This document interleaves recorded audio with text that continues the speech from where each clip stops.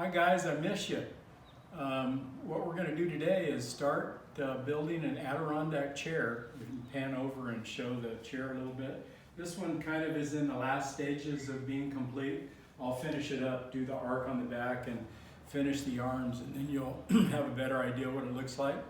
What we're going to do is build one that's comparable to that, but I'm going to change a couple of things instead of just remaking that one. And to be honest with you, I wanted to change a couple things so you guys could see if I run into a problem with my design and how I have to fix it and stuff like that. So you'd have a basic idea on what to do if things go wrong and what to do when everything falls together like it's supposed to. The videos will probably, you could probably watch this one from beginning to end. It might take a couple hours, but you can watch them through the week in like 15-20 minute segments. And what I'll do when we finish the project, I'll do a final video on the project and go over some things about the project, and I'll ask you a series of, let's say, 5 to 7 to 10 questions. And all you guys are going to have to do is answer the questions and then send the answers to me via email. You guys have all got my email address. If not, I'll give it to you when I do the questions later on after we finish the project. But for right now, let's go ahead and get started.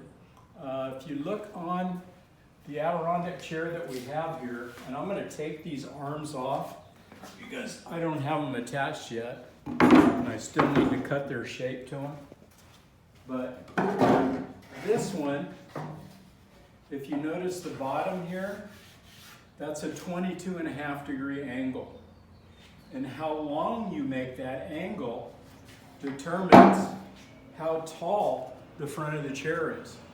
So if you're a short guy like me, you want that angle to be long. If you're 6'1", 2, 3, 4, 5, whatever, a tall person, then you want a shorter angle because a shorter angle pitches the front of the chair up higher. Right now we're gonna do one that has even a smaller angle than the 22.5. As I noticed, the 22.5 is cool.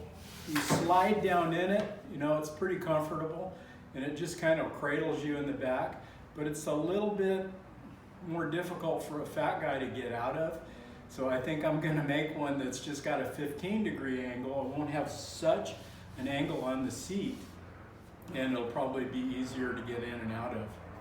Now, a small history with the Adirondack chair.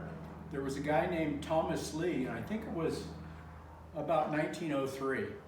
And he, at that time, was looking around for lawn furniture, and there weren't a lot of people that made that kind of stuff in those days. So he did about 10 or 12 chairs till he found out what the design was that he wanted, and that's basically how the Adirondack chair was born. And his cottage, or his summer place, was at Lake Champlain in upstate New York, which is real close to the Adirondack Mountains, and that's how the chair got the name Adirondack. He, again, after he finished his chair, turned on a friend of his to the design plans, and his friend actually 2 years later patented the design, stole the idea from his buddy, and sold these chairs all over the country in mass marketing and made a ton of money off his buddy's idea, and never told him about it or never even offered to pay him for the plans. So that's kind of a little bit of a history behind the chair, and we'll go ahead and get started on it if I can get out of this thing. Okay, what we're going to do first is I've chosen a 1x6 number 2 pine, and this is stuff, if you pan the wall over there, this is stuff you can get at Lowe's.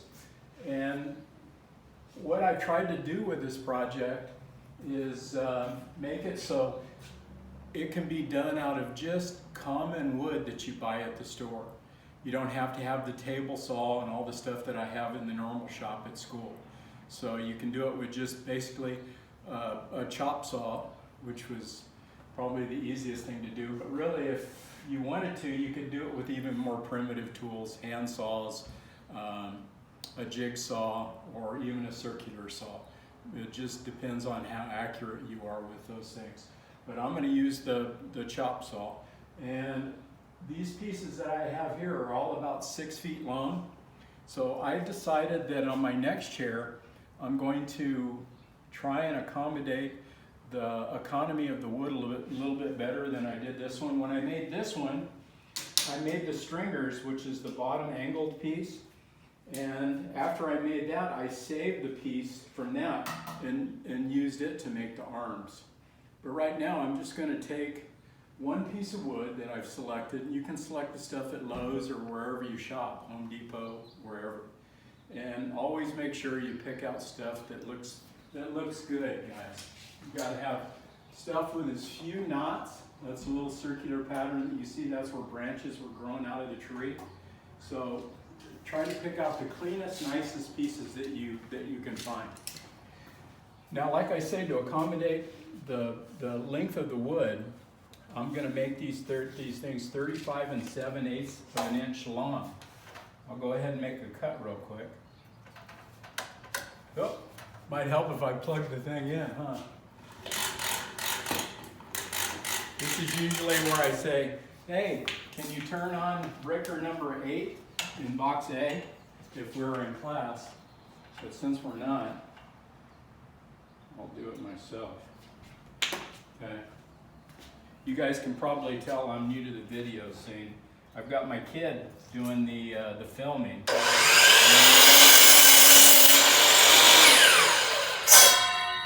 Okay, we've got our first piece, 35 7/8. And I'm going to go ahead and line that up with my next piece on the bottom.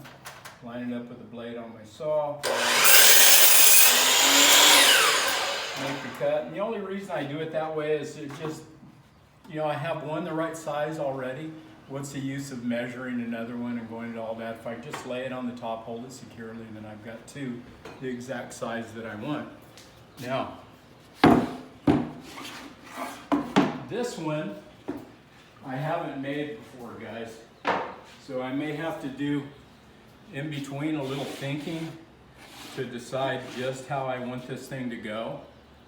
But we'll see how it goes as we progress. I want you guys kind of to see how we have to design the stuff. I'm going to use my little speed square and the bevel. And the bevel is going to help me to find whatever angle I want to read. So I can set my saw on a 15-degree angle. And then I'm going to go ahead and switch it over and do 15 on the other side. I can line my bevel up to the space where the blade goes down through the saw, a little plastic ridge on each side, and that will show me what 15 degrees is. So I can line up on the end with my 15 degrees, set my bevel on my straight edge on the end, and then just mark my 15-degree line just like that on the end. Can you get that on the video? Does it show? Now, as far as the front goes, I set that, let me measure down first. The front of my chair is going to take a 2.5-inch piece, so I'm going to go ahead and mark that right there at 2.5. And then I want the front of the chair, if you notice here, it's slightly beveled. That way it just doesn't get caught under this part of your leg when you're sitting down. It's more comfortable to sit in. So I'm going to cut that back at 2 degrees. So I can set my saw, lock it into place, and set up with my blade.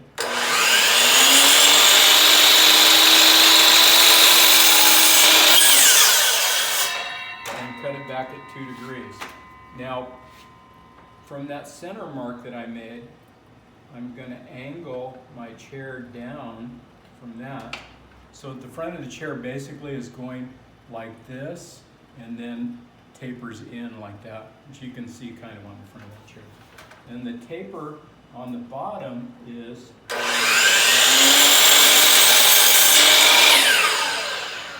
8 degrees. So I set my saw on 8, and I went ahead and made my cut. So I end up with something that looks like that on the front.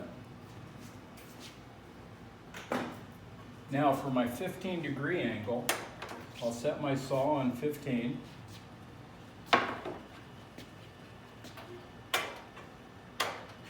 You might have to move your saw here and there on this one. And then I'll go ahead and line up with my line.